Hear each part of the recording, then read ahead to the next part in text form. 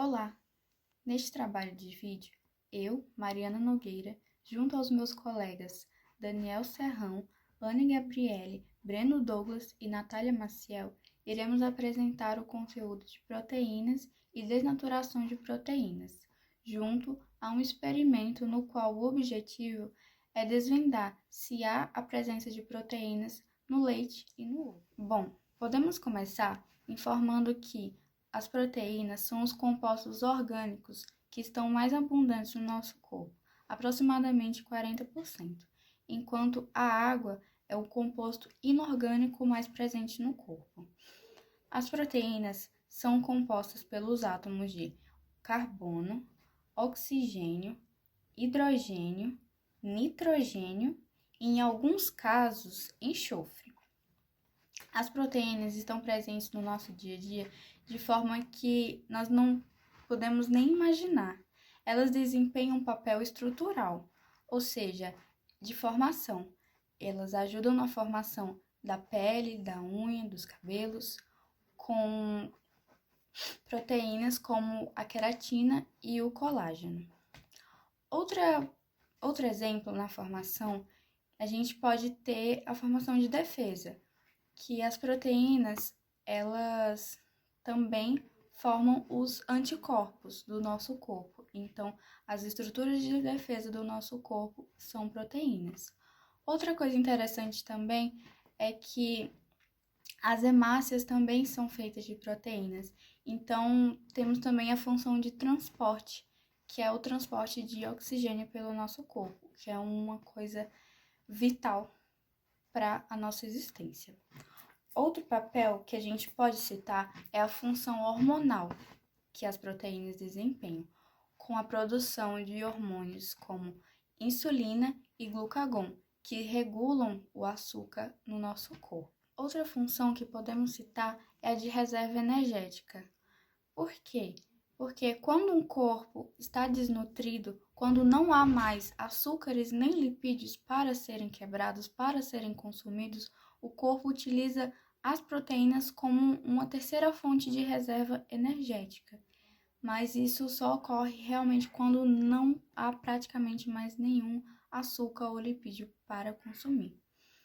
Dado isso, nós temos também a função enzimática, que as proteínas também são utilizadas como catalisadores. Já quando estamos falando sobre estrutura das proteínas, podemos perceber que elas são formadas por aminoácidos, sendo assim macromoléculas, pois esses aminoácidos fazem várias ligações, no quais são chamadas ligações peptídicas. Meu nome é Breno Douglas Alencar de Jesus, eu sou graduando de Ciências Biológicas pelo Instituto Federal de Brasília, campus Planaltina. Eu vou falar sobre as estruturas das proteínas, se tratando especificamente da albumina e da caseína. A albumina e caseína que são extremamente utilizados por praticantes de musculação, principalmente atletas de bodybuilding, uma vez que os atletas de bodybuilding necessitam de uma carga proteica muito grande, o que é muito usado na albumina. As albuminas estão muito presentes nos ovos. Atletas de bodybuilding tendem a comer muitos ovos por semana, até mesmo por dia, uma vez que eles necessitam dessa carga proteica específica, eles necessitam de uma carga proteica muito grande. Bom, partindo das caseínas, elas são muito utilizadas para ganho de massa magra, o que é extremamente necessário para praticantes de musculação, uma vez que eles necessitam desse ganho de massa de gordura magra mais rápido, e uma perda de gordura ruim mais rápido, né? Bom, falando sobre as estruturas, falando sobre a estrutura primária, sendo ela a mais simples entre elas. A estrutura primária é simplesmente uma sequência de aminoácidos presentes numa cadeia polipeptídica. O maior exemplo disso são os hormônios de insulina. Falando sobre o próximo nível das estruturas da proteína, temos a estrutura secundária, que refere às estruturas dobradas entre si, formando um polipeptídeo. Elas formam esse polipeptídeo devido à sua interação com átomos da espinha dorsal. As mais comuns das estruturas secundárias são a alfa-hélice e a folha beta pragueada. Falando sobre a alfa-hélice, é onde uma carbonila de um aminoácido tem hidrogênio ligado a outro aminoácido, que está no grupo a 4 posições da cadeia.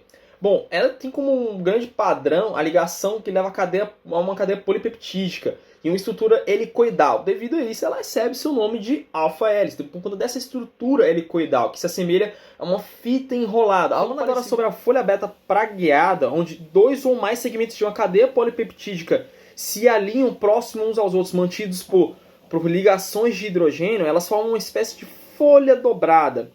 Bom, as ligações de hidrogênio formam entre grupos de carbonila e amino da espinha dorsal, enquanto outros grupos se estendem acima e abaixo da folha.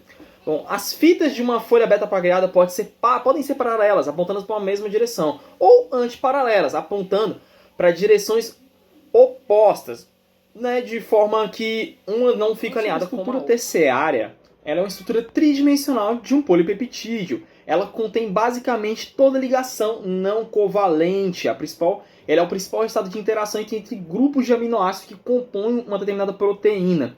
Bom, todas essas ligações não covalentes ajudam porque as cargas polares iguais tendem a se repelir dentro da proteína, o que significa que ela não pode ter uma ligação covalente, e sim ligações iônicas, ligações de polo e interações de hidro. Joane Gabriele, do Instituto Federal do Campus Planaltina, do curso Licenciatura em Biologia.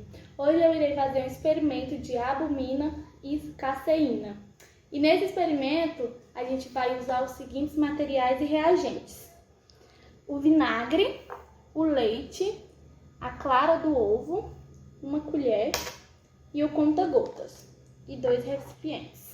Sabendo que o ovo possui uma composição de 73,67% de água e 12,50% de proteína, tendo 12,02% de gordura e 1,81% de sais minerais. E quando a gente frita o ovo e aí ele acaba espirrando, isso quer dizer que é porque ele contém água, né? Como eu disse, que ele é 73,67% de água. A principal proteína é a albumina na clara. A gema é rica em nutrientes e várias proteínas e também tem uma grande quantidade de gordura no colesterol.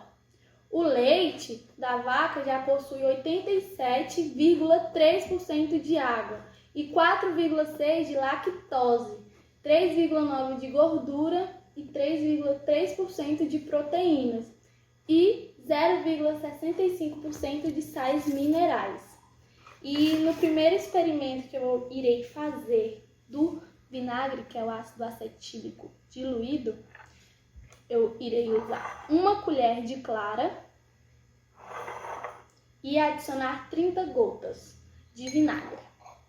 Uma colher.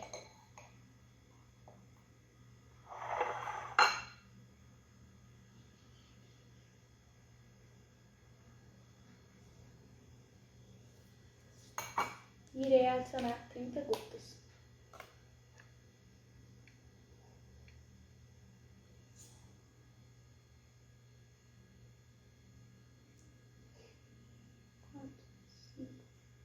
Seis, 7, 8, 9, 10.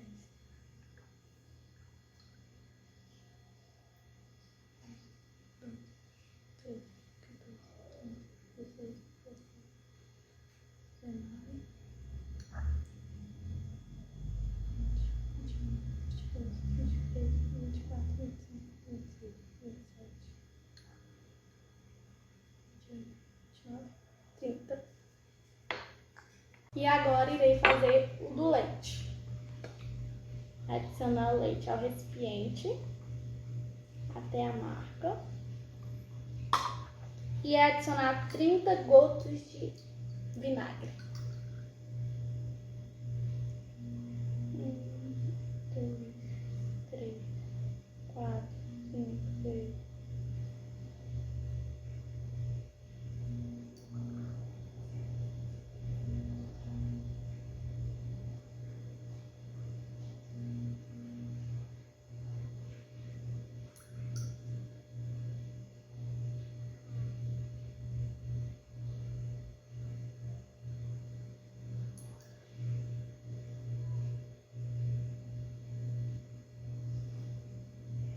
Prontinho. E daqui a pouco eu vou trazer o resultado de ambos. Após os 10 minutos, a gente pode ver os resultados.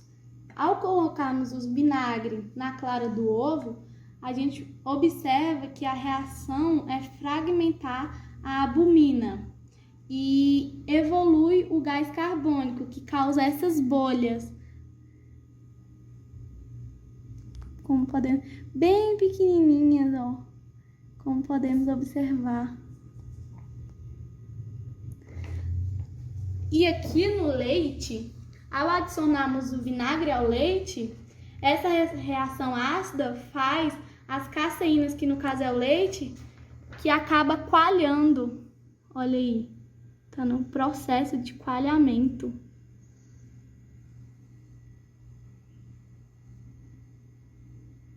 E esse foi o resultado de ambas. Como podemos detectar a presença de proteína na clara do ovo e no leite? Através do experimento que eu fiz e mostrei o resultado, podemos perceber a reação do leite, que foi coalhar.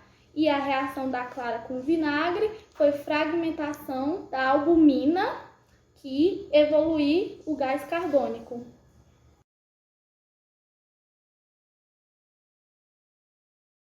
Agora iremos fazer outro experimento, só que da desnaturação de albumina com solvente orgânico.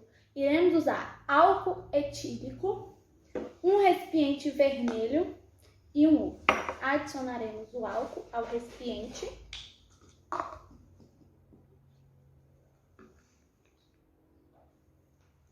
E iremos colocar o ovo no recipiente. E iremos esperar 20 minutos e eu irei trazer o resultado. O resultado após 20 minutos é que, quando adicionamos esse reagente, que é o álcool acetílico, ao ovo, acontece que o ovo fica com aspecto branco, como podemos ver. E isso situa porque o álcool vai fazer a desnaturação proteica da albumina, que ocorre isso.